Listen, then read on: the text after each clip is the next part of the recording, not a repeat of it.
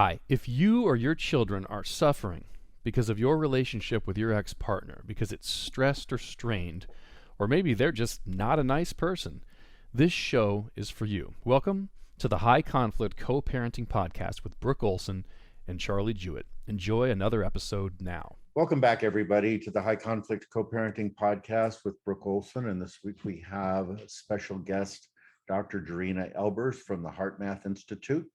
We're going to spend some time this week on understanding of and skill sets for settling your nervous system. And our direction really is just exactly that. I talk a lot in my classes about the need for parents to have a settled nervous system in order to help their children settle. And in this arena of high conflict, that's something that doesn't happen very often. And what I want to do is bring in a conversation, Dr. Elbers, with some techniques that, I know HeartMath brings forward to help people get that feedback so they can start to see how to hack and understand how to settle their system. And also, if you'd be willing to, while we're having this conversation, talk a little bit about the neurobiology that goes along with this, because I think for our listeners, if they can kind of understand the mechanism of what is turning on and turning off in their system on a basic level, they can get a little bit better idea of how to come in and hack all of that. Sounds great.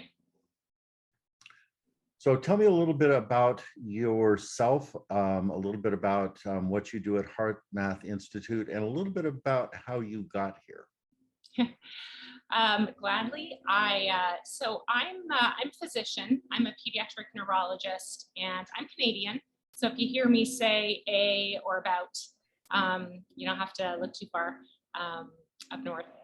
So I trained up in Canada, and I came to Stanford. I trained as a stroke specialist, actually, as a pediatric stroke specialist. And I came to Stanford as their pediatric stroke person to set up their stroke clinics in the pediatric hospital. And I was seeing a lot of the stroke patients, and I was in the intensive care unit, but I was also in the general neurology clinics and seeing a lot of migraines, a lot of chronic abdominal pain, a lot of somatic symptoms in my pediatric patients, dizziness, and things that we didn't really have a good answer for. Things that we say, well, we can do an MRI, but it's probably going to be normal. And of course, all the tests are normal, but really there's something going on physiologically that we just don't really understand. So I started to get interested in stress and trauma, and took a sabbatical and started doing my own research on adverse childhood experiences and the physical manifestations, the medical manifestations of this. And, did that for a couple of years, and eventually kind of, I think I went a different direction, and Stanford wanted me to do stroke, and I wanted to do stress and trauma. And so I left Stanford and started to work with the HeartMath Institute, which is a nonprofit organization that works with stress management, works with techniques to help people manage their own stress. And it's really physiologically based. And I really appreciated that. And I understand, that stress is in the nervous system. It's not just a psychological process, that it is something that's affecting our body on a day-to-day basis. And that this in turn affects our relationships. It affects our children. It affects our relationships with partners, ex-partners. And so I really have kind of dived into that and have been helping HeartMath create programs for health practitioners. And we're working on a program now for parents to help parents learn techniques that they can use for themselves, because life's a pressure cooker right now. And we really want to give parents resources to help themselves because it has to start with us. Mhm. I think there are a lot of resources out there for children, and that's wonderful. And the school system is helping kids. The kids are also under a great amount of stress. But, there's a reason why there's a parent-child dyad. That relationship is quite unique. And it's not just a physical person-to-person relationship, but it's an energetic relationship. And so even if I'm upset, I can put a happy smile on my face. My kids know. They know right off the bat that something's amiss. And I should also say I'm a mother. I have two sons, 8 and 10. So we, and I have a partner, and, we're in it. We're in the thick of it, just like everybody else. Yeah, no, and I think that that's really an important piece. And I talk about that connection a lot as being a physiological connection between parent and child. There is a field of energy that exists between people in general, but between mother and child and father and child that is uniquely, and I think exponentially higher in terms of its level of connection and the effect of there's something not going on well with my caretaker sends a message to the child that I'm not safe. That's right. And that's the beginning of this cycle of anxiety that happens with children that, to me, for my experiences, is one of the larger factors in emotional development in terms of some of the pathologies that come along the line. And when we can find a way to settle our systems, we can find that way to help our children develop that strong, healthy, secure nervous system in themselves. It goes a long way to keep that generational cycle from repeating as well. That's right. That's right. Well, and children, by and large, depending on the age of the child, are really dependent on the caregivers for those signs of safety. And, we have this attachment cycle that we talk about where the child has a need, and it could be I'm hungry, it could be I'm tired, it could be I need my diaper changed, or it could be I'm scared. And there's an arousal that comes with that need, right? As the body is physiologically trying to communicate that something is amiss and I need something. And so there's that arousal. And what's necessary is for the parents, because the child, the young child can't meet that need themselves, it's necessary for the parent to meet that need, to respond, right? And, once that need is met, the child is fed or taken care of in whatever way they're needing, that there's gratification. And with the gratification is regulation.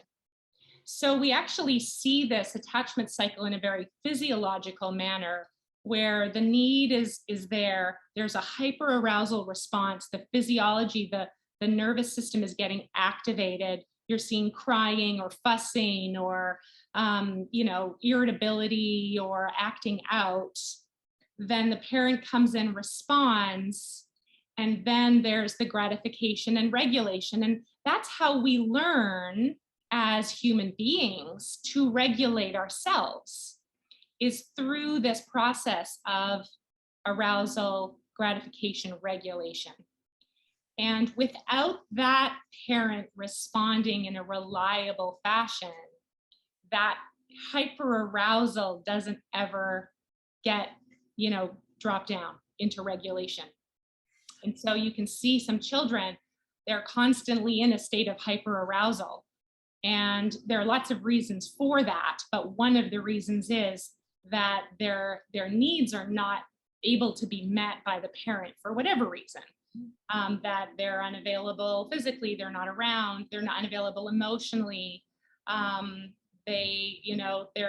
They're so wrapped up in things that are happening in their own worlds that they're not able to attend to the child. But ultimately what happens is that arousal just continues and the child is unable to self-regulate. and that results in a whole host of other issues. Yeah, would you, I want to touch that real quick before we lose that. Can you touch a little bit on some of the other issues that come through that that positive feedback loop of hyperarousal that doesn't get a chance to downregulate? Yeah. Well, one of the things that I noticed in my research at Stanford, and, really what's happening is the nervous system has two main branches: the sympathetic nervous system, which arouses the system, and the parasympathetic nervous system, which is kind of like the brakes. It helps you be calm, it helps you relax, it helps you fall asleep, it helps you digest your food. And so we need both, and we need both to be functioning effectively. So we need to get up in the morning. We need to, put on the brakes when we get to a red light. We need to be able to respond, but we also need the system to be able to relax, right? Which is that regulation piece. So what happens is that if that sympathetic nervous system is constantly getting activated and doesn't have a chance to come down and allow this parasympathetic rest and repair system to come in, you have a system that's constantly being sympathetically activated. And one of the first things that happens when we're in sympathetic activation is that our brain shuts off, right? You're not there to learn when you're running away from a tiger, when you're activated and trying to respond to a stressor, right? So the learning centers of the brain, the memory centers, the executive function, the planning, the rational thinking, all of that goes out the window. The way I talk about it is it's offline. So that our ability to respond effectively, right, to think and be rational is really limited. And we often say things or do things, our behavior is disinhibited because our frontal lobe, our executive function, isn't working properly. And so you see that a lot in children who have attention problems in school. They have behavior problems. They can be impulsive. They can be aggressive. They say things that are, they don't intend to. And I don't believe there are bad children out there at all. Actually, I never use that word, right. Bad, because it's so shaming. And we have such a dichotomy in this world of good and bad, right? And bad is like the bad guys, right? It's the bad guys in Batman, and it's, you're being bad. Well, I must be as bad as all the criminals. And kids don't differentiate that. So actually never use the word bad. I have a teacher that does a lot of parenting education, Susie Walton, and her phrase around children is a child that is acting out is a child that is not getting a need met. That's right. And that really speaks to that place of no good or no bad child here. It's just some child that is not getting a need met that would help that system settle. Right? That's right. I've got another question. I'm sorry.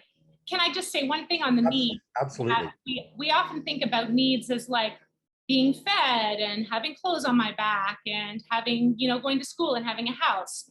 But our emotional needs are just as important. Our need for safety, to feel safe. And if I'm in hyperarousal, I need a lot of safety to feel safe.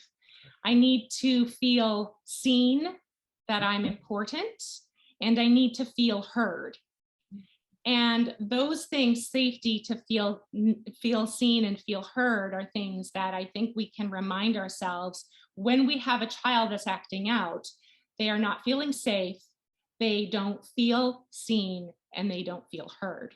And so what can we do to help them in those things, those emotional needs? So as you were talking a little bit about the hierarchies of the brain system in terms of children learning how to downregulate their systems, how much of that function has to do with mirror neurons in the parent with the child, or is that a legitimate question here? Yeah, well, the mirror neurons are, again, it's a frontal lobe function. So the mirror neurons right in the front of the brain.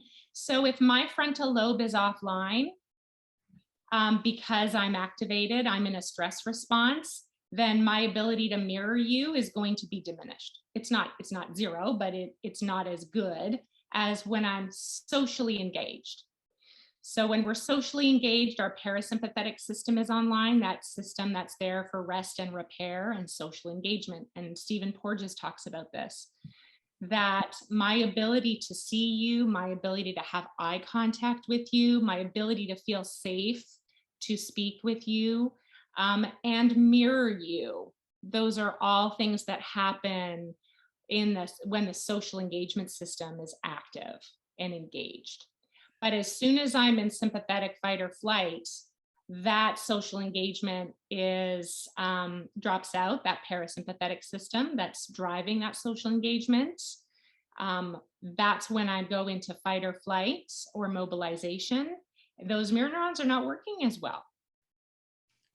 I'm glad you brought in Stephen Porges a little bit here. I've got another question with regards to that, and where we were talking a little bit ago about some of the ramifications of a system not learning how to downregulate, and the long-term effects of how that can happen. And one of the things that I spend time on with my clients, with my listeners, with my classes, is these high conflict personalities that typically fall in the categories in the DSM of access to cluster B types of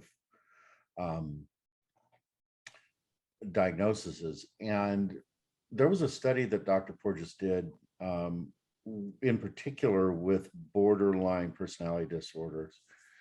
And what his findings were, as I recall, were kind of remarkable. And it was exactly what you were talking about, where that settling actually becomes triggering in the system. So there's never an opportunity, the brain doesn't develop in a way so those switches happen, and there's never an opportunity for the system to truly settle. So it's always in a state of hyperarousal. So as the sympathetic starts to turn on and the system starts to settle, that's a trigger that actually sets the system back off into the parasympathetic. Right. Yeah. So I think for some people, relationships have been unsafe, right, growing up. And so actually moving into social engagement and relationship is the trigger. And I think that is a common experience for people who have borderline, is that relationships growing up were unsafe. And so I think, and one of the things we talk about at HeartMath is that familiarity is actually what we strive for. And the other thing about that rest, that sensation of calm, is that it's unfamiliar. And people, that can also feel unsafe for people, is that this feels weird to me. I don't like this, to actually let my defenses down, because I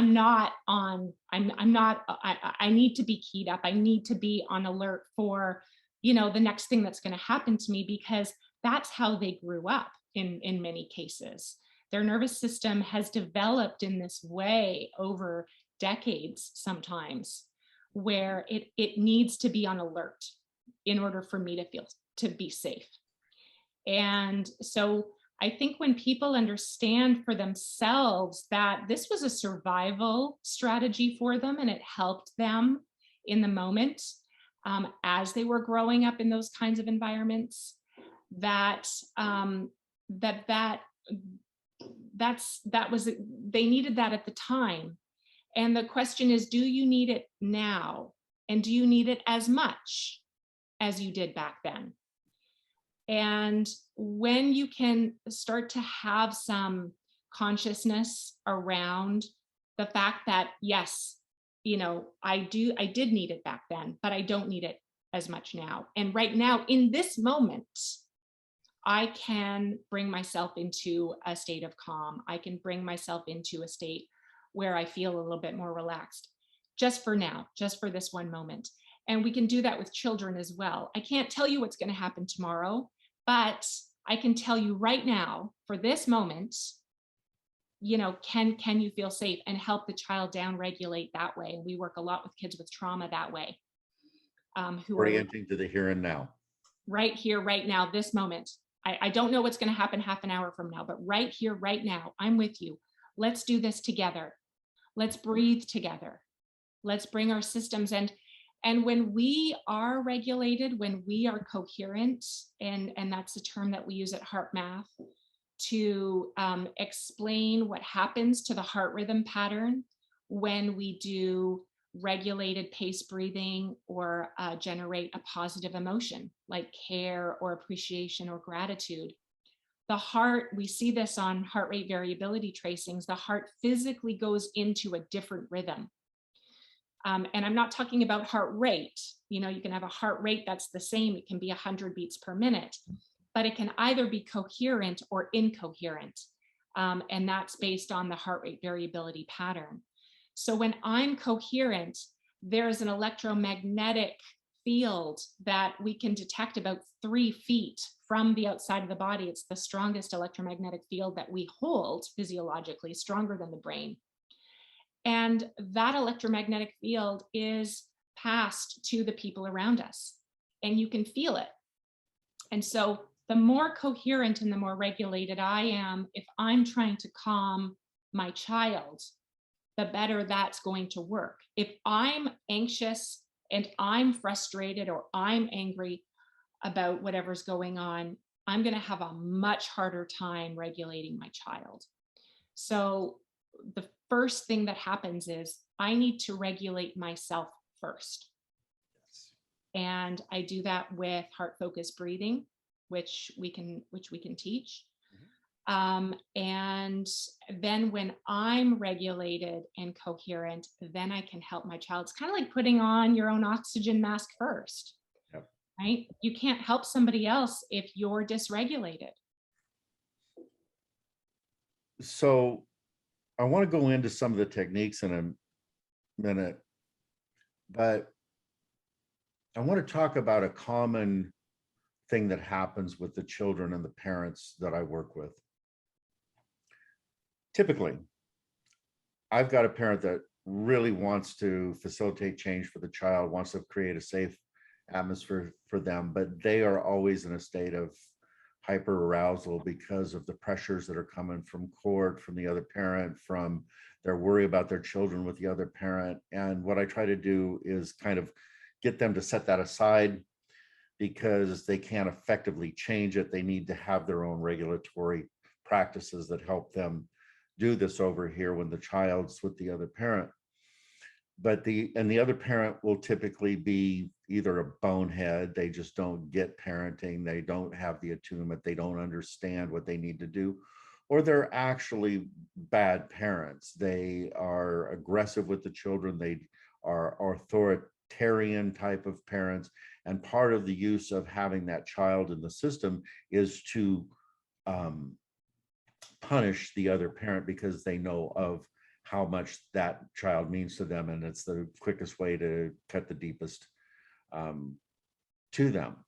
So this child will be with this not so great parent, and they will be in that place of hyperarousal. I'm not getting my needs met. I don't know where I'm going to be able to settle. I don't get to do the things that I like to do. I don't get to go out and play. I don't get to, and if I act out at all, I get screamed at, I get hit, I get all of these other things that happen, or neglected. And then they have this transition that comes into the other parent's house. And sometimes these transitions are 2 or 3 times a week. And the receiving parent over here will say, man, when I get this child, they're just whacked. And it takes 2 days to get them settled down. And then I have to send them back. And they're in this cycle of not really being able to stabilize. Yeah. And I give the parents some things that they can do in transitions that help them really connect quickly with the kids, have the kids have a chance to down regulate. And some of that is just creating space for them and creating some different spaces to orient to. But what I'm interested in this conversation that we're having, Jorina, is, are there things that a parent can do, obviously prior to getting the child, but when that child arrives, that can help this system down regulate and come into attunement quicker? Mm-hmm. Yeah, it's a great question. Certainly, you know, I would also add that the child can come back in a collapsed state. Absolutely. Where they just can't do anything. And that's also part of a nervous system that's just overstressed and overwhelmed. And I think as parents on that receiving end,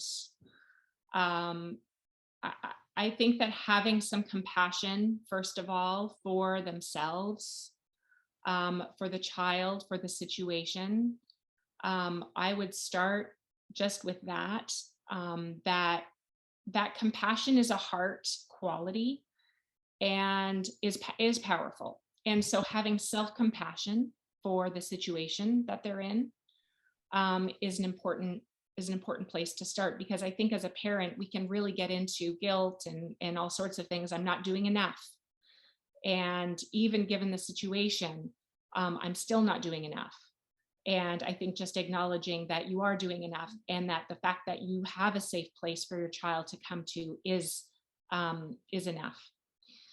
And you know, one of the things that we have with HeartMath is we have different pieces of technology that, you know, I think there are times where I would say, well, you know, you can do a meditation, you can do breathing, but you don't always know that your system is in a relaxed state, especially if it's you've kind of been there for so long, you don't even know what it's like to relax anymore, or to feel that sort of active calm, which is what coherence is. So we have different pieces of technology. We have an inner balance, which looks at heart rate variability, and it just clips onto the ear. And you can do breathing exercises and heart focused breathing and get coherent, so that you can see on your, on your phone or your Android or whatever, that your nervous system is regulated, because that's the receiving mode you want to be in. And if your child is old enough, and we can do this even with the young kids, we have an M-Wave Pro that has some games that children can use, and we've been putting them in schools for a long time. And those are things that the children can do, that when if they're up for it, they can do these games when you receive them, or when they've had a little bit of space and some downtime. I think that one-on-one connection is super important. And knowing that your child may not necessarily want you to be there, in their face playing with them or anything, especially if they're in a collapsed state. But knowing that you're there and that you're available to them when, if they do need you, even if they never reach out, that does provide a sense of safety for them. That is, you can't always, you won't always get the thanks mom or thanks dad, but that will help to settle their nervous system. One of the things that along those lines, Jorina, that I'd like some feedback on this, because I'm constantly trying to do a better job with my clients and teach them more ways to connect with their kids under these situations. But one of the things that I I ask my parents to do is to just have something consistent that is not, that doesn't ask anything of the children when they show up. So just holding space for them, not asking them a lot of questions, maybe taking a walk, bringing the dog, playing some catch, but something that doesn't elicit a demand of any sort from the child. Does that seem consistent with what you were just saying? Yeah, absolutely. Going back to what we just talked about with the physiology. So the social engagement system, when that child is coming back to the regulated parent, that social engagement system is not online. They're either in mobilization, fight or flight, or they're in a collapse state. And so, hey, honey, how was your day? Tell me what you did. How are things at so-and-so's house? That social engagement, the eye contact and expecting that you're going to get a conversation from them, that's not going to happen until they feel safe enough to kind of come back online. And so that, those things like playing catch, going for a bike ride, just sitting together and watching a show sometimes can be fun if you have a show that you both enjoy. I wouldn't recommend anything violent, anything that's going to activate their nervous system and yours, but something funny, something that you can both laugh with. Those kinds of things. Sometimes my son will go on like try not to laugh, those little videos of or funny cat videos, are just things that can get that social engagement system back online. That's not requiring something from the child's social engagement system. I would absolutely agree with that. So you talked a little bit about heart breath, heart focused breathing. Can you say a little bit more about that and what that is and how that works? Yeah, absolutely. Well, I think that breathing is not, I think we've all been around long enough now. It's been around for thousands and thousands of years. So if you're an adult, you've probably heard that breathing is good for us. And in fact, breathing is the easiest way to voluntarily control your nervous system. So when you're activated, that sympathetic nervous system is activated. We go into short, shallow breaths, fast, shallow breaths, right? And you may notice that, or you might notice you're holding your breath. But when you have a slow exhale,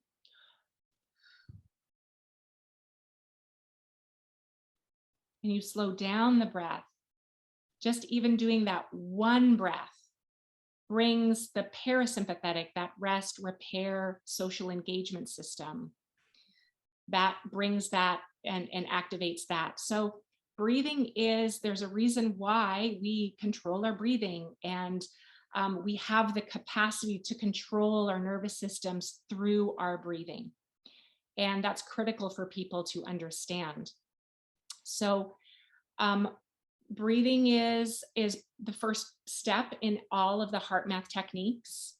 And we add something uniquely different with the heart focused breathing at Heart Math, because one of our missions is to help people connect to the heart.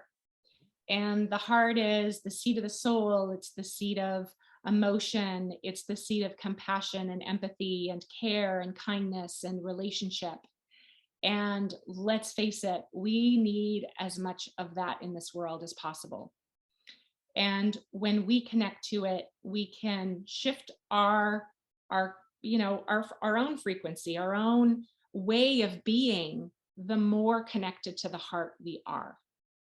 And when we shift ourselves, our different things happen in our lives, and our reality can shift.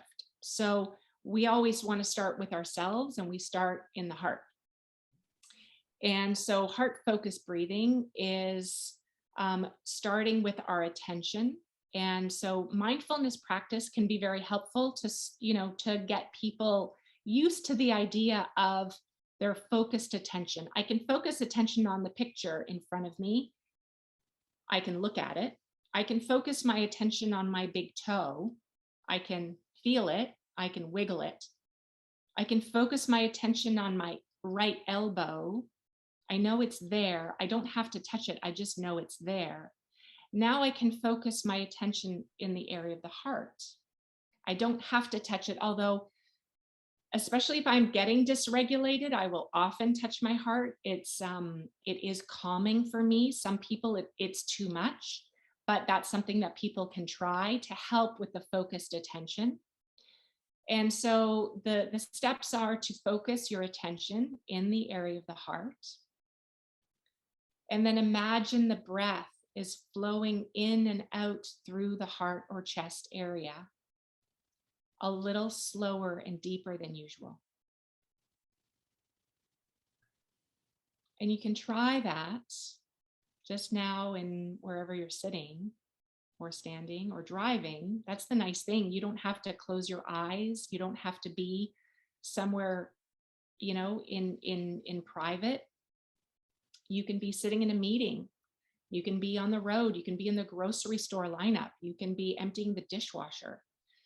And you can focus your attention in the heart and just breathing through the heart, slowing the breath down to a comfortable pace. That's a little slower than you typically breathe.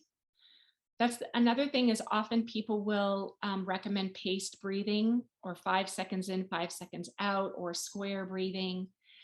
And that can be really helpful when you're already in a regulated state to help you slow down even further. But if you're activated, going into a paced breathing or a 5 second in, 5 second out can be really difficult. So we just recommend that people slow down their breathing just a little bit at a pace that's comfortable for them. And when we do that with the focused attention on the heart, we can go into this coherent state more easily, which is this sine wave that I was talking about on the heart rate variability pattern. And you can literally see it. You can see it on any heart rate variability device. This piece is fascinating to me because I use this all of the time. And the sensation that I get when I do my heart-focused breath is I get a sense that I'm actually breathing through my heart. The sense of breath through my nose kind of disappears, and there's this expansion and contraction in my heart that is just so sweet, and it helps things shift so quickly so I can get to the other things that you're talking about. But I think for people, this is one of the simplest and as you were stating, most available things that they can do in real time. Yeah, absolutely. Well, and then that's sort of the first step of any of the techniques, but even more powerful. And I would recommend that people practice that multiple times a day, not just when you're in a high conflict situation, because your frontal lobe may not be there to tell you to breathe.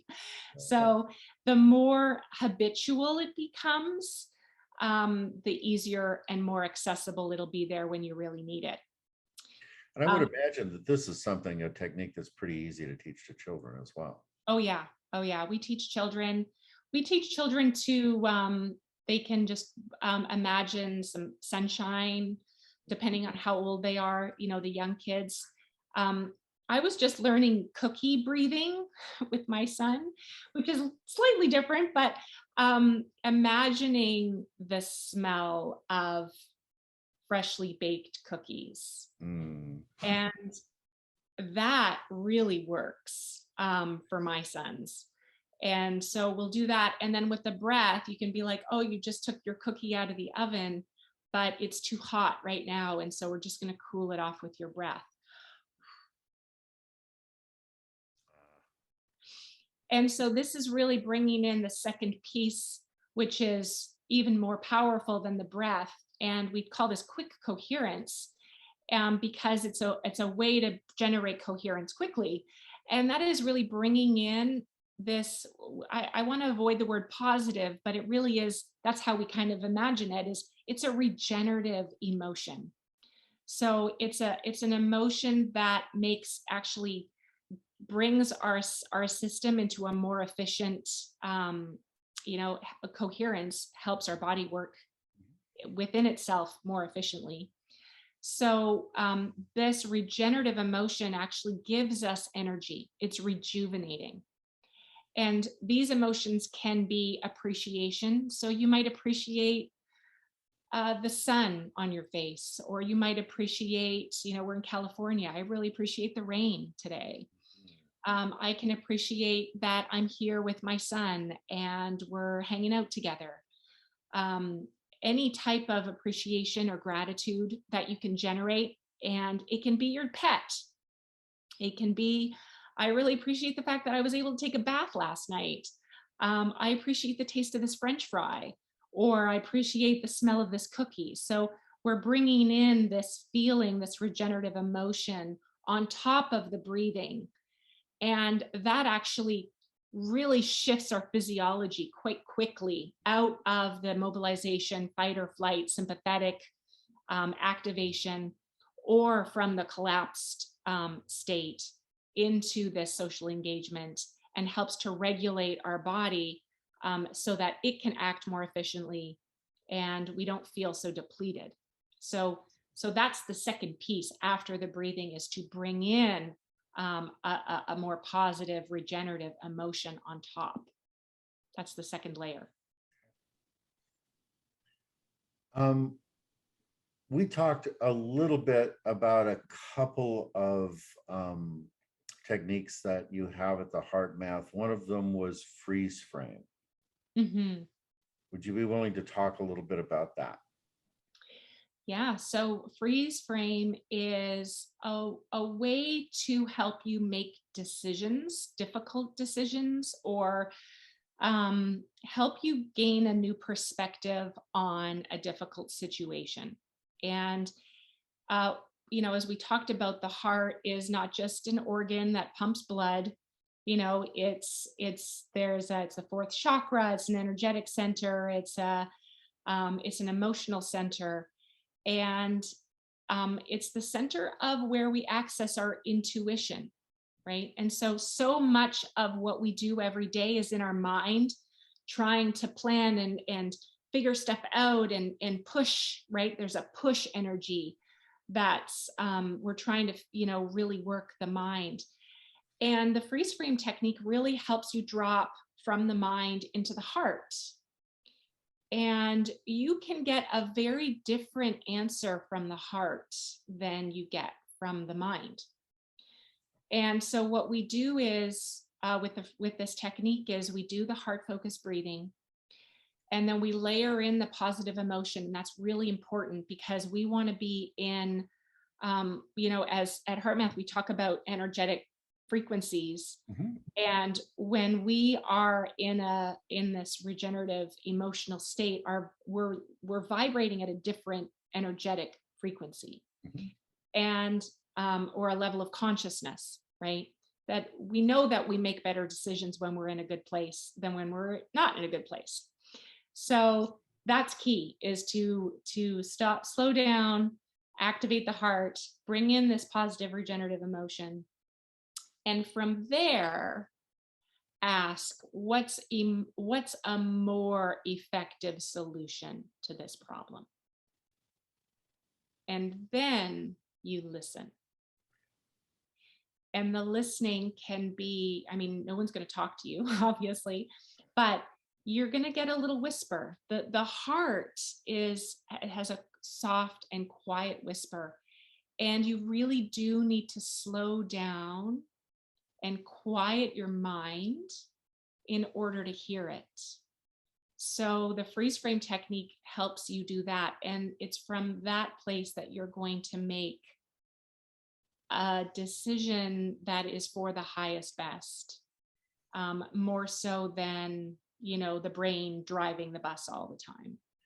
Freeze frame is a technique that I actually walk my clients through in one of my classes, so they can actually get that experience of, listening to the heart for those answers in that state. It's so powerful, and I've been using that just as a key into this part for people to learn to self-regulate, to get different answers, to be able to get out of their heads and let things go. A lot of what I teach is about disengagement, and it's hard to disengage when the brain is trying to solve a problem. Mhm. And I found that when I can take my students through the freeze frame process, and they get into that place of a deeper coherence, and they can actually listen to that part of themselves through their heart, it's a powerful piece for them. Yeah, it's really powerful. I walked my son through it a couple of times because he has some anxiety, and he would worry that that I was going to die.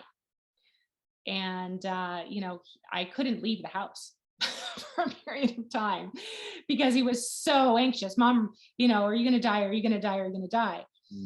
And this is something that I think some of the listeners might experience as well, is that their child is so attached to them that they're afraid of something bad happening to them. So I actually walked my son through the freeze frame technique, and I had him slow down his breathing, and I had him bring in, he loves to scooter. And so I said, imagine you're doing this great big jump on your scooter, or, whatever the child likes to do, and they feel good, they feel proud, or, and then I said, now ask your heart, because I had told him, I was blue in the face of like, I'm not going to die, I'm right here.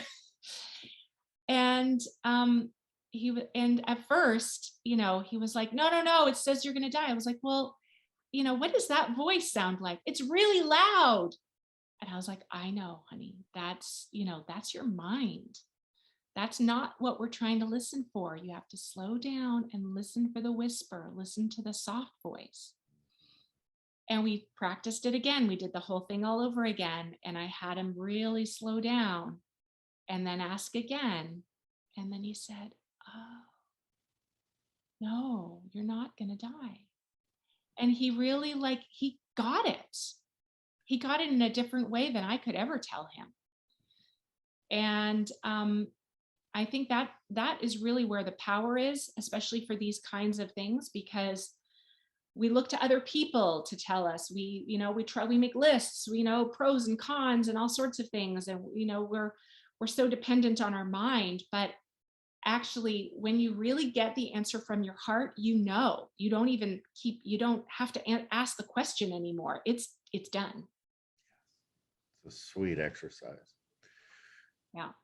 So Dr. Elbers, we're kind of running out of time here. I want to thank you for coming in and sharing your wisdom with our people. And I'm wondering if you can let them know how to get in contact with HeartMath, some of the other items that might be beneficial for them that come out of HeartMath for, working with their children with this type of trauma and what have you. Yeah, absolutely. Well, so I work for the HeartMath Institute, and we have a whole host of resources. We have free resources for children. We have a Smart Brain Wise Heart available for children. And we also have the HeartMath Experience. It's a 90-minute video for people who are interested to learn a little bit more about connecting to the heart, and learn some more techniques. So we didn't talk about the heart lock-in, but that's another great technique for parents to radiate love or care to their children, especially if their children are not there. Mm-hmm. Maybe the children are at at the other house, and you can become coherent by sending love to them from afar. So we teach the heart lock-in in the HeartMath Experience. So they can just Google HeartMath Experience or look up the HeartMath Institute. The technology is all in there as well. So if people are interested in The Inner Balance, which is what you can, it's an app, you get a free app on the phone, and then you buy the sensor. Or something that you can put on your desktop, which has the games. So there's a number of different options that way for parents. And, people can get trained in this too, and they can become coaches and mentors, and health practitioners can get trained. So we have a whole training system as well. Nice. This is, to me, the basis for everybody finding health in their own bodies, in their own family systems. And I love what you guys do over there. I've been a fan for almost 2 decades, and just please keep advancing this, keep putting this forward. And I hope to maybe have you back at another time to delve a little bit deeper. So thank you again, Dr. Elbers, for coming in. Thank you so much. Thank you. I appreciate the opportunity to talk to everyone, and thank you. And I wish you all a wonderful moment. And I wonder if I can do that one more time. That's fine. You're great. I did want to say one other thing, and I think that's why I got flustered. Okay. And I don't know if you can edit this or let's just keep it going. We're good. I just have one more thing. I had one more thing to mention. When I was a physician at Stanford, and I was seeing all these kids coming in with all these symptoms, I remember just see so many parents coming in, and they're so depleted and so beat down. And they would say to me, I don't know if we'll ever be happy again. And it just made me so sad, because as a physician, there was very little that I was able to do.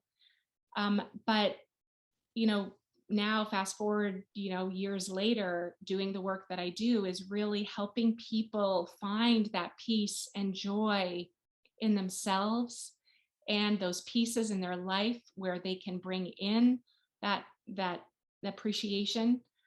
It's not all roses and wonderful, and no one's life is like that. That's not what we're here for. But those moments are what bring you to the next, it builds your resilience for the tough times and those stressful moments. And it can bring you peace and joy, that you can find that happiness again. And it's all within you. And I think that empowerment is really important, to have people feel like they have a choice in how they can be, and it's right in the heart. And that's why I love what I do. And it's so accessible. It's so accessible. Yeah, we all have one. We all breathe, and we all have a heart. So, so many times I would think, we can't all have access to a therapist. We can't all have access to Stephen Porges or all these amazing people who do such amazing work. If you're in the middle of Africa and you're dealing with all of this trauma, there must be a way for people to have the access to deal with their own trauma and to deal with their dysregulation. And it is in the heart, and it's in the breath.